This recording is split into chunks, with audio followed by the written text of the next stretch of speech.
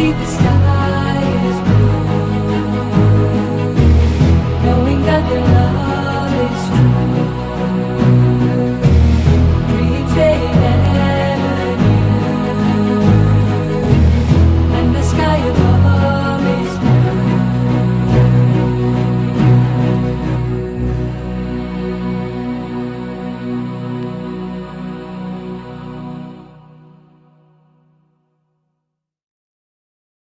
L'évangélisation, c'est l'action. L'évangélisation, c'est la mission. Et l'évangile, c'est l'instrument. Voilà pourquoi dans Romains 1er, verset 8, l'apôtre Paul pouvait dire: je n'ai point honte de l'évangile, car c'est une puissance de Dieu pour quiconque croit.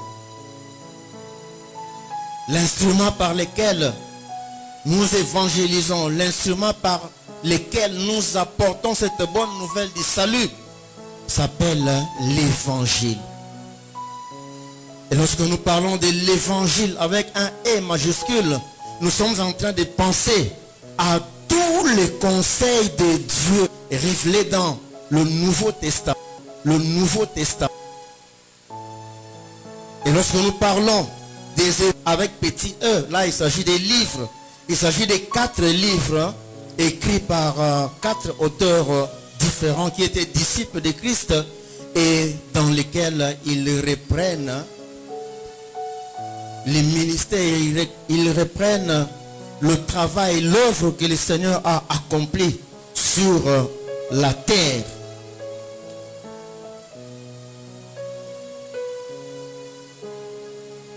Et donc parmi les 4 évangiles, il y a 3 qui sont appelés des synoptiques. Ils sont appelés des évangiles synoptiques parce que dans le contenu et dans le style, ils sont très proches les uns des autres. Il s'agit de Matthieu, Marc et Luc. Mais en ce qui concerne Jean, Jean se démarque totalement de 3 autres auteurs, de 3 autres écrivains de l'évangile. Parce que lui met l'accent sur la personne de Jésus. Il met l'accent sur la divinité de Jésus-Christ et sur l'œuvre du salut qu'il est venu accomplir dans ce monde.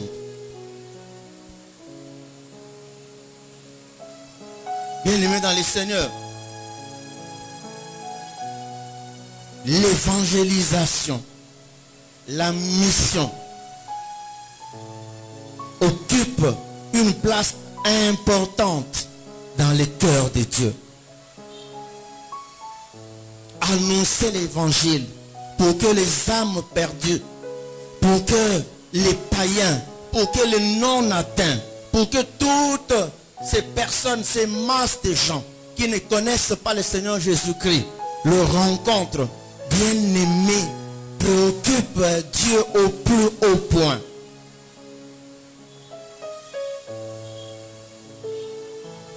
Voilà pourquoi, lorsque nous lisons par exemple dans Marc chapitre 16, versets 15 à 16, écoutez ce que le Seigneur Jésus déclare: allez par tout le monde et prêchez la bonne nouvelle, c'est-à-dire l'évangile, à toute la création. Celui qui croira et sera baptisé sera sauvé, mais celui qui ne croira pas sera condamné.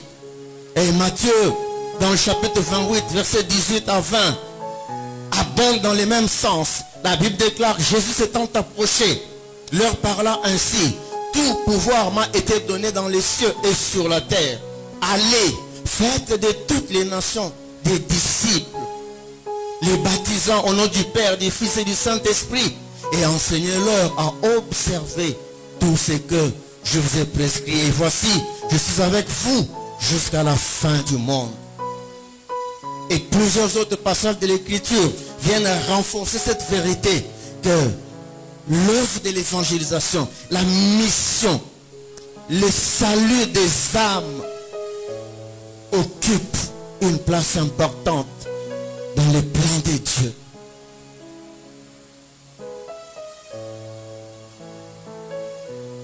Dieu est préoccupé par le salut des hommes. Dieu est préoccupé par l'annonce de l'évangile. La volonté parfaite de Dieu est que l'évangile, en tant qu'instrument régénérateur, l'évangile en tant que puissance de Dieu pour le salut de tous les hommes et de tout homme soit annoncé. Mais maintenant il se pose une question. Qui ira annoncer l'évangile? Qui ira annoncer cet évangile? Qui ira annoncer cette bonne nouvelle aux perdus afin de leur redonner espoir? Qui ira apporter cette nouvelle, ces informations qui transforment les vies pour que ces personnes soient sauvées, pour que ces personnes reçoivent la grâce de Dieu? Qui va aller leur proclamer cette bonne nouvelle? Voilà pourquoi le sous-thème que nous exploitons ce matin est intitulé « Qui parlera pour nous ?» Qui parlera pour nous? Bien-aimés, lorsque nous avons lu dans Ésaïe chapitre 6 verset 8, là c'est le Seigneur dans son conseil divin qui est en train de poser la question. Il pose la question dans le ciel et il pose la question sur la terre. Qui ira pour nous? Qui marchera pour nous? Le nous représente le conseil divin. Qui ira annoncer l'évangile à toutes ces personnes qui se perdent, qui meurent chaque jour dans leur péché et dans le sort final et la condamnation éternelle? Qui va leur annoncer la bonne nouvelle du salut? Le nous représente la majesté divine. Le nous représente les conseils divins.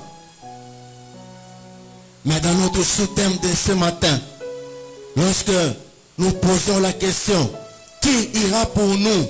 Bien-aimés, le nous représente tous les hommes, toutes ces femmes, tous ces jeunes gens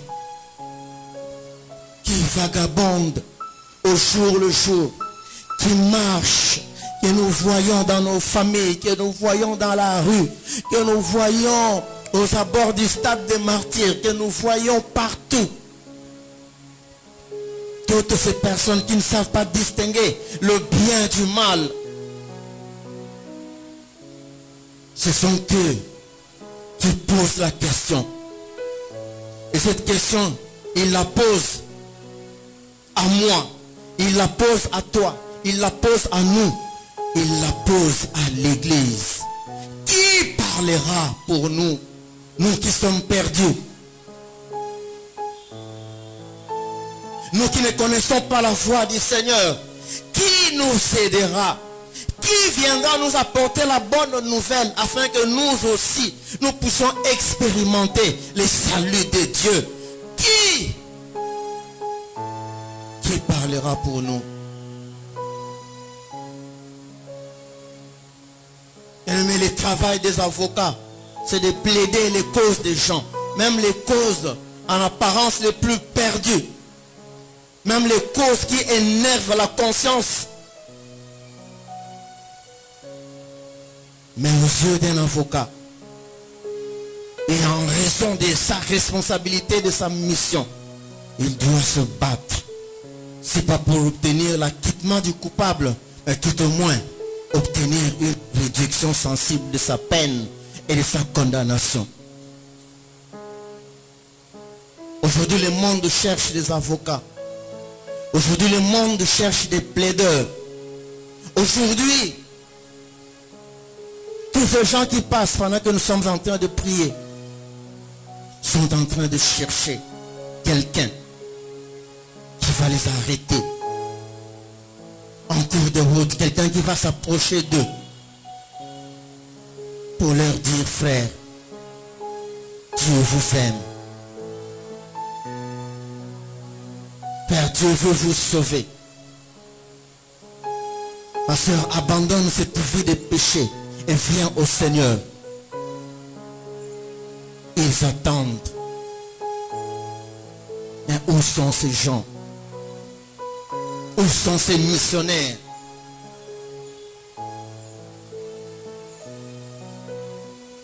Voilà pourquoi nous avons une grande responsabilité, bien-aimés dans le Seigneur. Et d'ailleurs, dans les missions de l'Église, parce que l'Église a 3 missions fondamentales. La première mission de l'Église, c'est sa responsabilité envers Dieu. Et cette mission consiste à adorer Dieu et à le servir. La deuxième mission de l'Église, c'est envers le monde. C'est envers tous ces gens qui sont perdus.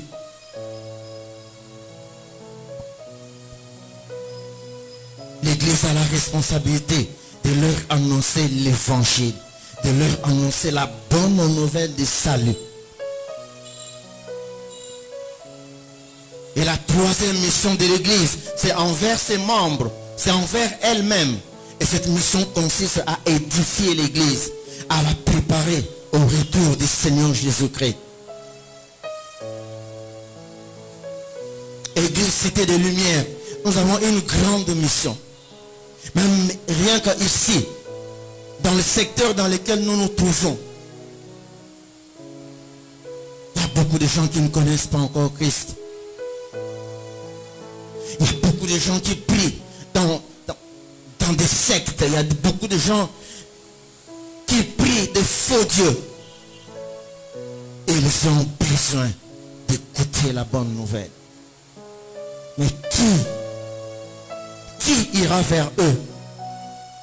Qui ira leur annoncer cette bonne nouvelle? Bien-aimé, c'est toi, c'est moi. C'est nous, l'Église. C'est notre responsabilité.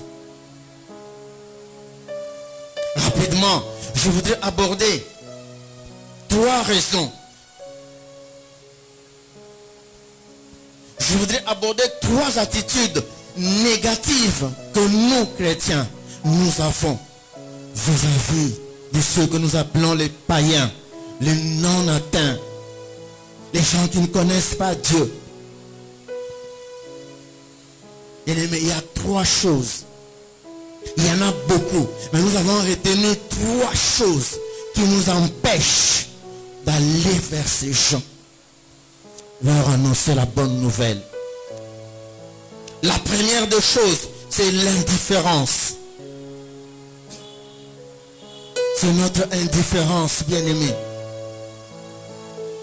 Souvent, les saluts des personnes pécheresses, des gens de mauvaise vie, les gens que le pharisien appelait les gens de mauvaise vie. Tous ces païens, tous ces soulards. Et nous sommes, nous chrétiens, indifférents par rapport à leur sort. Parce que nous sommes déjà sauvés.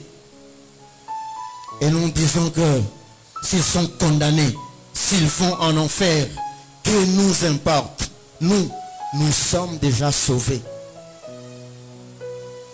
Bien-aimés, c'est cette indifférence-là qui nous amène parfois dans nos propres familles, dans notre milieu professionnel, à l'université, à l'école. Cette indifférence qui nous amène à nous taire et à ne pas dire à une personne, ne fût-ce qu'une parole: Dieu t'aime, bien-aimé. Et il veut te sauver. Nous sommes indifférents. Nous ne nous préoccupons pas beaucoup du sort des perdus. Alors que, bien-aimés dans le Seigneur, en tant qu'enfants de Dieu, en tant que chrétiens, en tant que serviteurs, nous avons une grande responsabilité dans ce sens. Écoutons ce que la Bible dit dans Ézéchiel chapitre 3 verset 17. fils de l'homme, je t'établis comme sentinelle sur la maison d'Israël. Tu écouteras la parole qui sortira de ma bouche et tu les avertiras de ma part. Tu écouteras la parole qui sortira de ma bouche et tu les avertiras de ma part. Aujourd'hui, Dieu a déjà parlé. La Bible dit qu'après nous avoir parlé par les prophètes, aujourd'hui Dieu nous parle par son Fils. Son Fils nous a parlé. Nous avons l'évangile. Nous avons la parole de Dieu.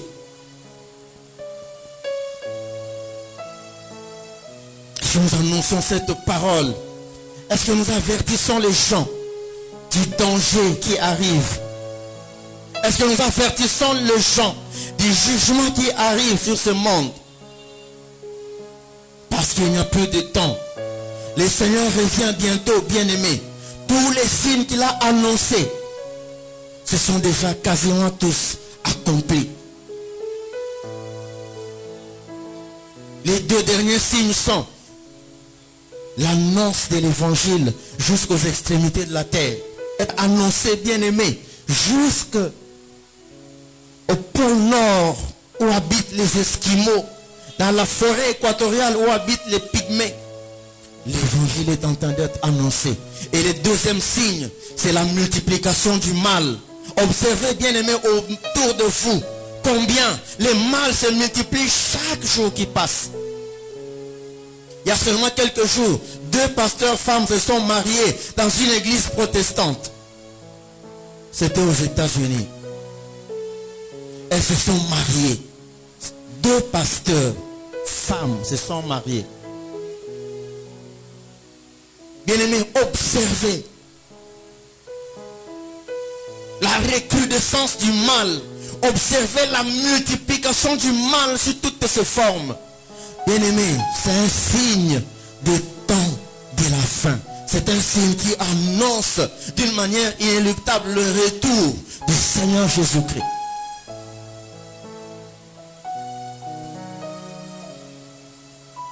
Voilà pourquoi Dieu nous établit comme des sentinelles. Pour que nous avertissions ces gens qu'il y a un jugement qui arrive.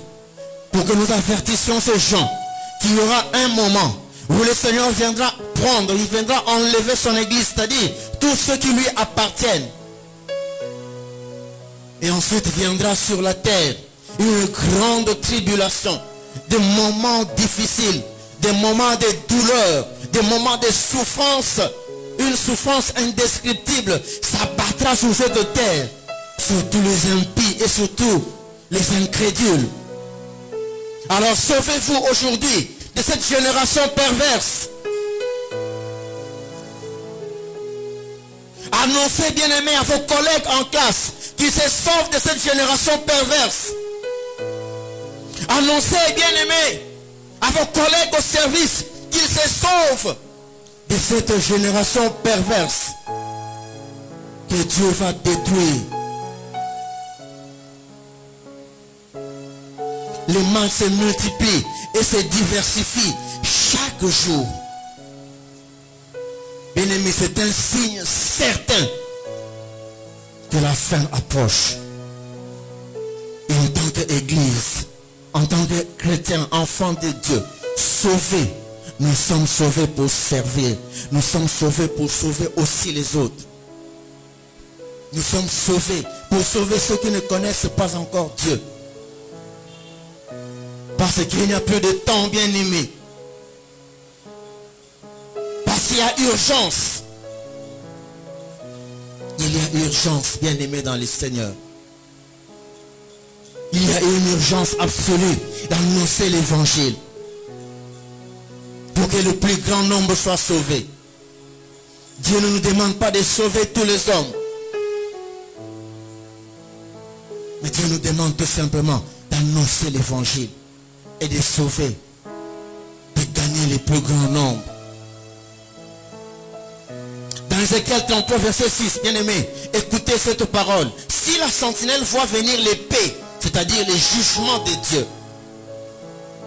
et ne sonne pas de la trompette, c'est-à-dire l'évangile, n'annonce pas l'évangile, Écoutez bien aimé, si le peuple n'est pas averti et que l'épée, c'est-à-dire les jugements, viennent enlever à quelqu'un la vie, celui-ci périra à cause de son iniquité. Mais je redemanderai son sang à la sentinelle que je suis, que tu es, que nous sommes. Bien aimé, nous avons une grande responsabilité. Nous n'avons pas le droit d'être indifférents vis-à-vis des gens qui sont en train de mourir parce qu'ils ne connaissent pas le Seigneur. Nous n'avons pas le droit d'être et de rester indifférents, bien-aimés. Nous n'avons pas le droit de nous enfermer nous-mêmes dans notre propre monde, dans le monde des sauvés. Il y a des perdus qui ont besoin de nous. Ils sont en train de crier, qui parlera pour nous? Ils sont en train de lancer un cri de détresse. Qui viendra nous annoncer la parole de Dieu pour que nous aussi, nous croyons? Et ça, c'est notre responsabilité. Donc, l'indifférence que nous pouvons manifester vis-à-vis des païens, vis-à-vis des gens qui ne connaissent pas Dieu, bien-aimés, sera assorti des sanctions de la part de notre Dieu. Parce que Dieu dit qu'il redemandera le sang de ces gens qui meurent dans le péché. Et il le redemandera à la sentinelle que tu es, que nous sommes. Voilà notre responsabilité. Annoncer la parole de Dieu. Annoncer la parole de Dieu. Le moment est arrivé, bien-aimés, pour que nous quittions notre zone de confort. Le moment est arrivé pour que nous cessions de penser seulement à nous. Il est vrai que la Bible nous demande de travailler à notre salut. Cela est vrai et incontestable. Et bien-aimés, la Bible nous demande aussi d'aller vers les perdus. D'aller vers ces gens qui ne savent pas dans quelle voie ils marchent. Et leur demander avec urgence de revenir au Seigneur.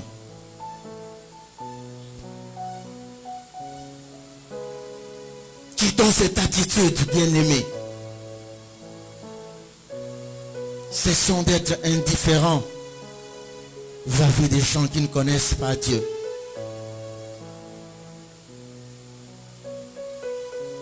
Intégrons leur sort parmi nos préoccupations. Parce que ces gens-là ont besoin d'écouter la parole de Dieu. Mais qui ira vers eux pour leur annoncer la parole? Nous nous cantonnons à l'église.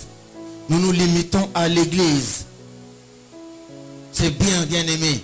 C'est notre zone de confort. C'est ici que nous nous sentons à l'aise. Et bien aimé, en dehors de l'église, des masses et des masses de gens sont en train de mourir.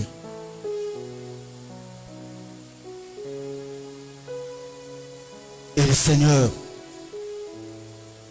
nous responsabilise par rapport à leur situation.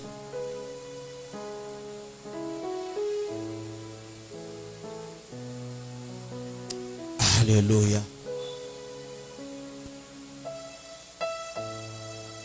Qui parlera pour nous? Quand le Seigneur a posé la question dans le ciel, qui ira pour nous? Qui marchera pour nous? Bien aimé, il y a un homme qui s'est levé. Il s'appelle Esaïe. Il a dit, mais voici, envoie-moi. Bien sûr, il y a dans ces déclarations une dimension prophétique. Parce que lorsque nous arrivons dans Hébreux chapitre 10, verset 5 au verset 10, nous verrons que le Seigneur Jésus lui-même va répéter ces paroles et il va les attribuer à sa propre personne. Et il est vrai qu'il y avait une dimension prophétique dans ces paroles. Mais dans un premier temps, dans l'urgence, Dieu avait besoin de quelqu'un. Il avait besoin d'un messager. d'un missionnaire qu'il enverrait vers son peuple afin de l'avertir de ses mauvaises actions. Aujourd'hui encore, bien-aimé, Dieu a besoin d'un homme. Dieu a besoin d'une femme pour aller annoncer l'évangile, pour aller avertir ceux qui dirigent leur vie eux-mêmes, ceux qui n'ont aucune notion du temps, ceux qui ignorent totalement qu'un jour la mort peut les emporter. Eh bien, le jugement de Dieu s'abattra sur eux. Ils ne les savent pas, bien-aimés. Et c'est notre responsabilité d'aller leur parler.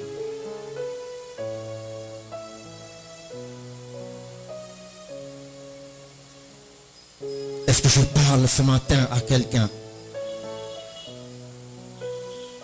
C'est une interpellation, bien-aimée.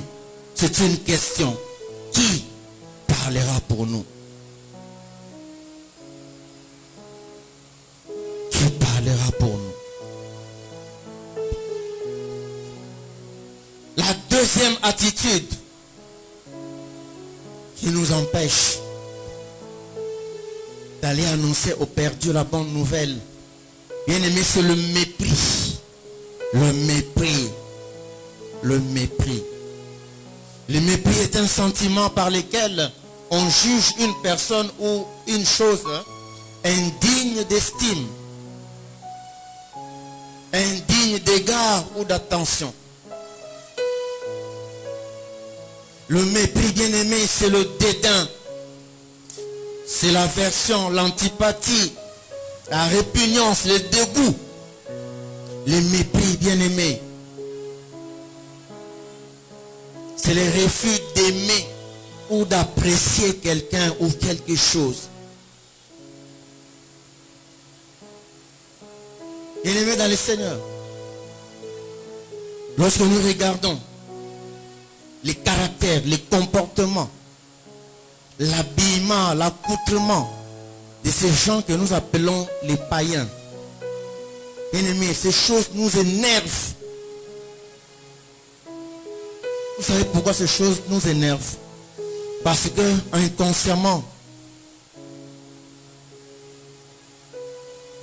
nous nous souvenons, inconsciemment, dans notre esprit, nous revoyons notre vie à nous. Lorsque nous ne connaissions pas encore Dieu, comment nous nous comportions, comment nous nous habillions, qu'est-ce que nous disions, qu'est-ce que nous faisions. Alors lorsque nous voyons ces choses chez les autres, ces choses nous énervent. Il y a un auteur qui a dit que nos défauts nous irritent le plus lorsque nous les voyons chez les autres. Parce que nous-mêmes, nous avons fait ces choses autrefois. Alors lorsque et que nous en sommes sortis, aujourd'hui nous ne pratiquons plus ces choses. Alors lorsque nous voyons les gens les pratiquer, ces gens nous énervent et nous les méprisons.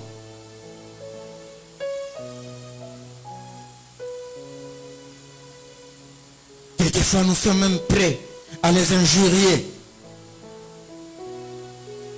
Nous sommes prêts à les injurier. Nous les méprisons.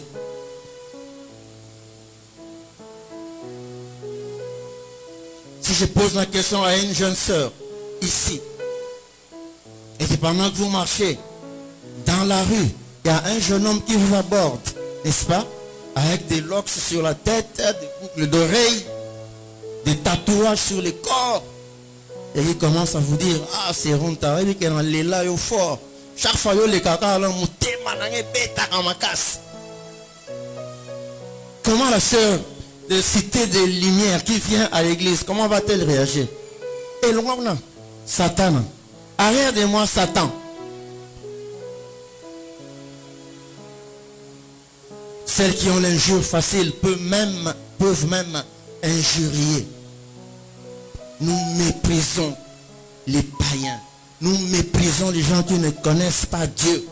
Parce que nous ne les estimons pas dignes d'un quelconque respect à cause de la vie, à cause du genre de vie qu'ils mènent, à cause de la qualité de leur habillement, à cause de leur caractère. Nous les méprisons. Bien-aimés dans le Seigneur, c'est là aussi une grave erreur que nous, les enfants de Dieu, nous commettons.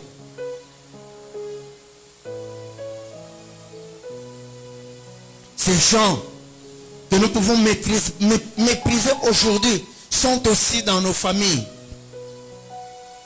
Bien-aimés, nous les avons dans nos familles. N'est-ce pas, ces jeunes gens qui portent des locks sur la tête, des boucles d'oreilles, des tatouages sur le corps. Ce sont parfois nos grands frères, nos petits frères, nos cousins. Nous les avons dans nos familles. Et souvent nous les méprisons.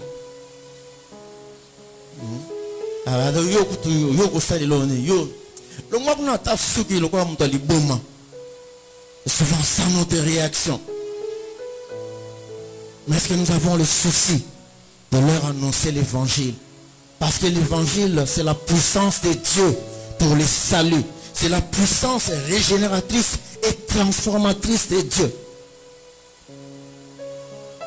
Nos propres efforts ne peuvent pas transformer la vie d'une personne. Notre bonne volonté ne peut pas transformer la vie d'une personne. Il n'y a que la parole de Dieu. Il n'y a que la puissance régénératrice, transformatrice du Saint-Esprit qui peut opérer un changement dans la vie des enfants de Dieu. Bien-aimé, un jour, une sœur est venue à l'église, là où je sers le Seigneur, avec un mari, je veux dire avec un fiancé, parce que ça commence par là. Alors, pasteur, c'est mon fiancé. C'est ton fiancé. Ah, ok, d'accord, il prie où? Papa, assemble la terre, papa, on a vu que le corps me met une église, on a vu qu'il y a un bon là-bas mon thème.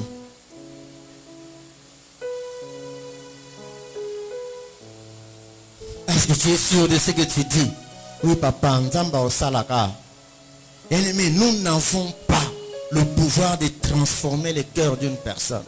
Et nous n'avons pas à amener les gens dans l'église pour un but autre que leur salut.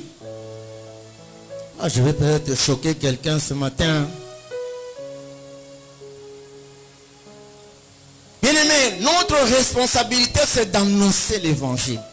Si un homme se convertit, et que dans le plan de Dieu, cet homme sera notre mari, et que dans le plan de Dieu, cette femme sera notre épouse, bien-aimé, cela va s'accomplir. Parce que il n'y a rien ni personne qui peut arrêter l'accomplissement du plan de Dieu dans la vie de ses enfants. Personne.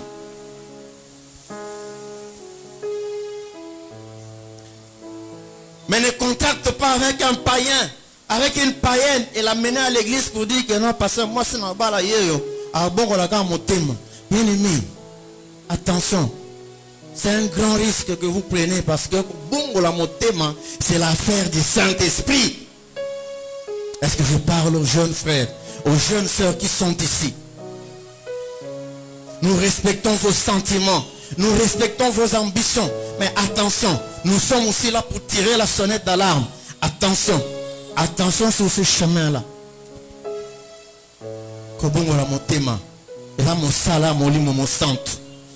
Ce n'est pas notre bonne volonté. Ce ne sont pas nos efforts. C'est le Saint-Esprit. Nous avons reçu des sœurs, des frères qui ont commencé à pleurer. Il y a un d'ailleurs qui a divorcé. Il a divorcé il y a quelques années.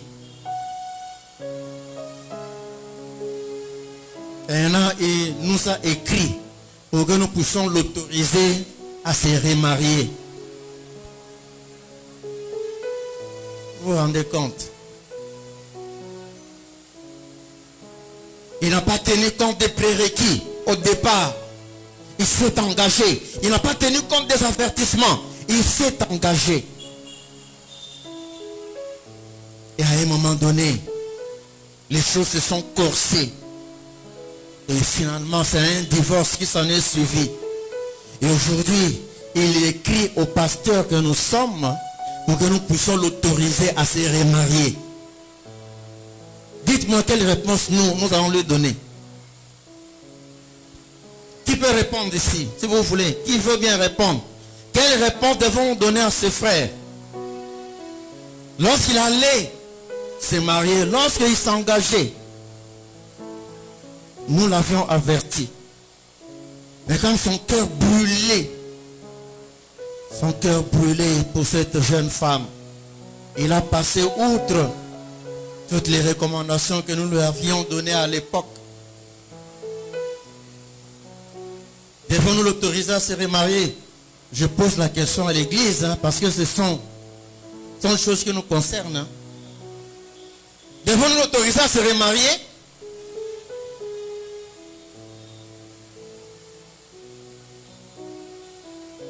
La personne ne répond.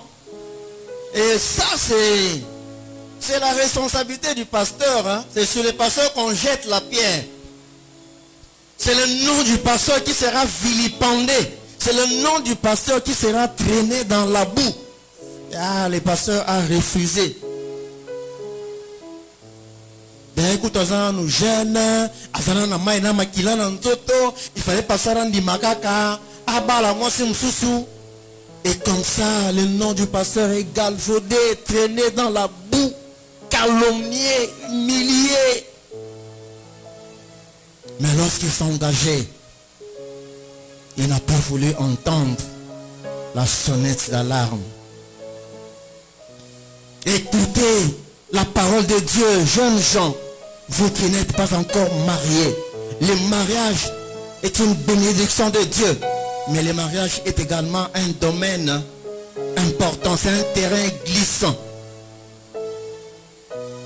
Il peut vous emmener, il peut vous conduire au ciel, tout comme il peut vous conduire en enfer. Alors soyez prudents. Si vous voulez vous engager, engagez-vous avec une sœur dans l'église ou avec un frère dans l'église. Les mariages doivent se faire dans l'église. Amen.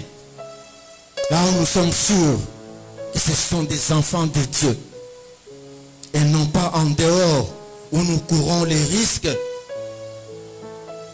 de devenir demain un poète. Si je savais.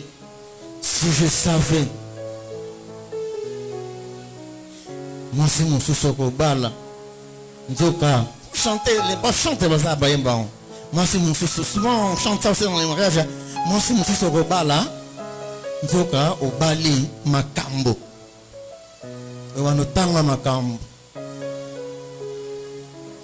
Comme un poète, bien aimé, sur votre oreiller, vous êtes en train de penser, de ressasser les événements du passé, toutes les péripéties par lesquelles vous êtes passé. Mais seulement il y a une chose que vous ne pouvez pas faire. Vous ne pouvez pas défaire ce que Dieu a joint. C'est là que se pose le problème.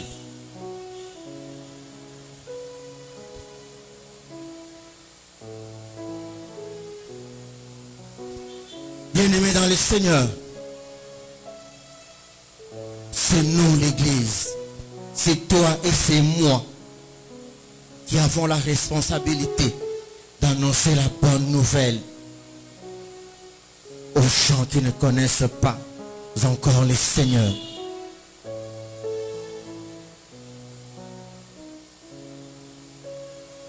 Bien-aimés dans le Seigneur, souvent nous méprisons les païens à cause de ce qu'ils sont, à cause de leur vie, à cause de leur vie de péché. Nous ne voulons pas nous approcher d'eux, nous ne voulons pas nous souiller, nous ne voulons pas pécher. Voilà pourquoi nous les regardons de loin. Et là je passe à la dernière attitude négative. Bien aimé, c'est le rejet. le rejet. Le rejet. Le rejet. Pourquoi je parle du rejet ce matin, bien-aimé? Le rejet ici consiste à s'éloigner des païens. Le rejet ici consiste à chercher à vivre loin d'eux, de peur de s'essuyer, de peur de pécher comme eux. Mais bien aimé dans le Seigneur, il y a deux choses que nous devons comprendre par rapport au rejet. Bien aimé dans le Seigneur, il est vrai que la Bible, dans Éphésiens chapitre 5, par exemple du verset 11 au verset, du verset 10 au verset 11, du verset 10 au verset 11,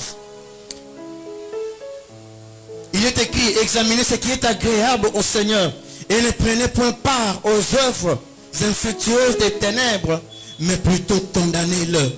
Il est vrai que la Bible nous recommande de ne pas nous associer, de ne pas accomplir les œuvres des ténèbres avec ceux qui les accomplissent. Mais d'autre part, la Bible nous donne aussi la responsabilité, les devoirs d'entrer en contact, d'être en contact avec ces gens. Quand bien même ce sont des gens de mauvaise vie, mais nous avons la responsabilité de les approcher. Et les approcher uniquement pour leur annoncer l'évangile. Même si ce sont des gens de mauvaise vie, mais nous avons la responsabilité de les approcher afin de leur annoncer l'évangile. Bien-aimés, aux États-Unis, il y a un groupe de chrétiens qui, certainement par souci de vivre dans la sanctification, ont voulu créer leur propre cité. La Zion City, ou la cité Sion, la cité de la sanctification. Dans une cité dans laquelle un certain nombre de gens seulement triés sur le volet pouvaient y avoir accès, et les autres non. Et bien aimé, ça ce n'est pas la volonté parfaite de Dieu. Parce que le Seigneur Jésus dit dans Jean chapitre 17 verset 15 à 16, je ne te prie pas de les ôter du monde, mais de les préserver du mal. Ils ne sont pas du monde comme moi, je ne suis pas du monde. Nous sommes dans ce monde, nous vivons dans ce monde, mais nous ne sommes pas de ce monde. Il nous est impossible de fuir nos responsabilités et de construire à côté notre propre monde dans lequel nous ne voulons pas que le péché entre. Bien-aimé, ce n'est pas la volonté de Dieu. La volonté de Dieu est que nous approchions les pécheurs pour que nous puissions leur annoncer l'évangile. En conclusion, bien-aimé, l'évangélisation occupe la première place dans les cœurs de Dieu. Car nous devons le retenir. Pour Dieu, le salut des âmes perdues est une priorité absolue. Plusieurs passages de l'Écriture dont nous avons lu quelques-uns confirment cette vérité. Mais qui va aller annoncer cette bonne nouvelle du salut à ces gens qui sont perdus et qui sont en train de crier? Qui parlera pour nous? Qui viendra nous apporter la parole de Dieu? Qui viendra nous annoncer l'évangile afin que nous aussi nous puissions être sauvés? Bien-aimé, cette responsabilité-là t'incombe à toi en tant qu'enfant de Dieu, à moi en tant qu'enfant de Dieu, en tant que serviteur de Dieu, à nous en tant qu'Église du Seigneur, la responsabilité d'aller vers les païens, de leur annoncer la puissance de Dieu qui sauve, nous incombe. Les chrétiens doivent abandonner, ils doivent cesser d'être indifférents et ils doivent transcender le mépris, ils doivent transcender les sentiments de rejet qu'ils ont vis-à-vis des païens, des gens qui ne connaissent pas Dieu, les gens dont la vie nous dégoûte. Mais nous avons la responsabilité de transcender ce sentiment, de nous approcher d'eux et leur annoncer l'évangile pour qu'ils soient sauvés. Bien-aimés, il y a une grande bénédiction qui est attachée à l'évangile. Il est vrai que ici sur la terre, Dieu nous bénit parce que nous annonçons la parole de Dieu. Qu'ils sont beaux les pieds de ceux qui annoncent les bonnes nouvelles. Dieu nous bénit parce que nous annonçons la parole de Dieu. Et bien aimés dans les Seigneurs, nous aurons une bénédiction, une récompense encore plus grande qui nous attend dans le ciel auprès du Père. Et là où nous recevrons une couronne de gloire à cause de l'œuvre, à cause du travail d'évangélisation, du salut des âmes que nous aurons accompli sur la terre. Bien-aimés, c'est notre responsabilité. Si nous n'évangélisons pas, si nous n'annonçons pas la bonne parole, la bonne nouvelle du salut aux perdus, bien-aimés, Dieu nous imputera cette responsabilité. Je sais que nous le faisons, c'est bien.